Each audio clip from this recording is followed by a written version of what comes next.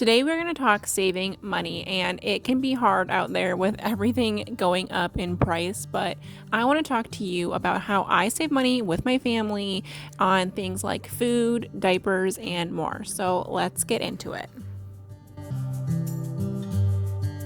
The first thing I wanted to talk about is the app Flip.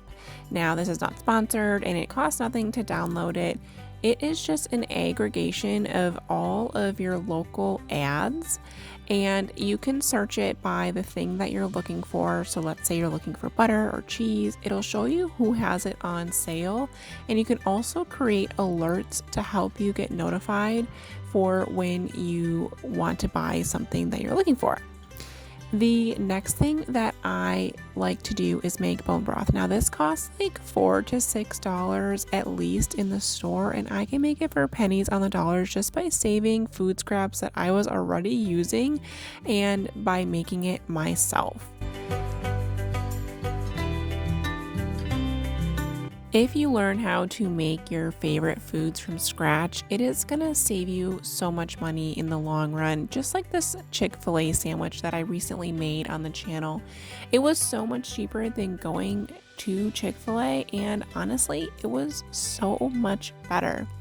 And it does take time to learn how to make some of your favorite things from scratch.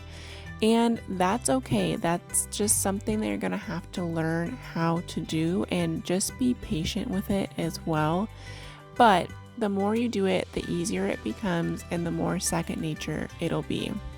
You can learn a lot of different hacks like freezer meals. I have a few videos on that I'll link below, and just learning how to make things simple with easy ingredients.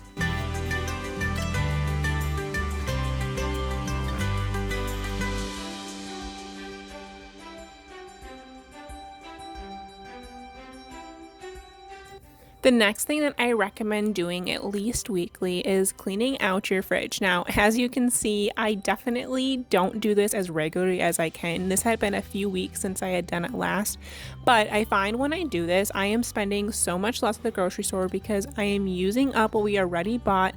I'm thinking of creative ways to make meals with the things that we have left over, and I'm stretching those last little leftovers for a few more meals. Now you can do the same thing with your pantry and your freezer, and you can make little challenges out of it, just like the video I posted last week on our pantry challenge. It really makes me think about what are the new things that I can make with what we have left over. Now, when you are at the grocery store, it can get easy to get caught up with what is on sale, but I always recommend looking at what the price per ounce is, because often, even if it says it's bulk or anything like that, it can be more expensive if you're not careful. Now, this one might sound counterintuitive, but I challenge you not to buy in bulk, and at least for vegetables and things that tend to go bad quickly, unless you have a specific plan to use them. I find that when I'm at Costco and I buy either apples or potatoes or something like that in bulk, they usually go bad before I get to use them. I always think like, oh, I can use potatoes in almost anything.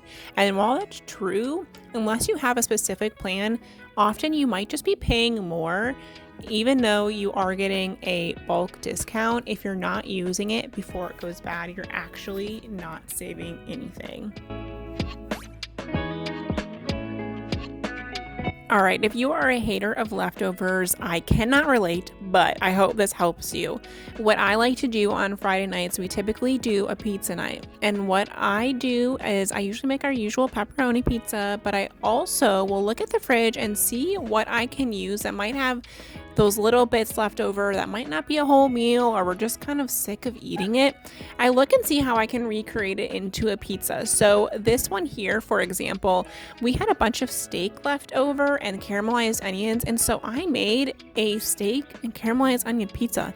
You guys, it was so awesome. I love getting creative like this, and it's a great way to really stretch the meals that you have and to not always be eating the same things either.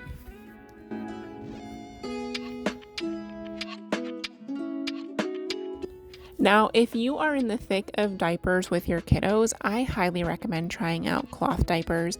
We have saved hundreds of dollars with my youngest, who is about 6 months old now, just by using cloth diapers. Now, we aren't super strict with it. We do disposables at night, but it has still saved us a ton of money. And after finding the kind that we like, it has been a huge money saver for us. One of the next things that I really like to save money on is clothing, because kids go through it so quickly. They grow out so soon, and I find that they're so rough on it that I like to thrift a lot of our clothes, and usually I will get them from Facebook Marketplace. I find that that is the cheapest. A lot of times if you find moms that are done having kids and they're getting rid of all their clothes, they will give you a huge bulk discount. I look at my local thrift shops, and I also look at churches and schools. A lot of times they have annual sales where their members are getting rid of stuff, and those are the best places to find your clothes. All right, the next thing we got to talk about is social media scrolling. Now, to save money, I really find that you got to get off your phone. It's so easy to feel like you are not living your best life. You need this next gadget, this whatever, to feel like you are doing it right. And so I just challenge you to get off your phone more, spend some more time in your real life, and trust me, you'll feel a lot better. If you found this helpful and you want a part 2, let me know in the comments below, and don't forget to share how you're saving money too. Subscribe for additional videos like this.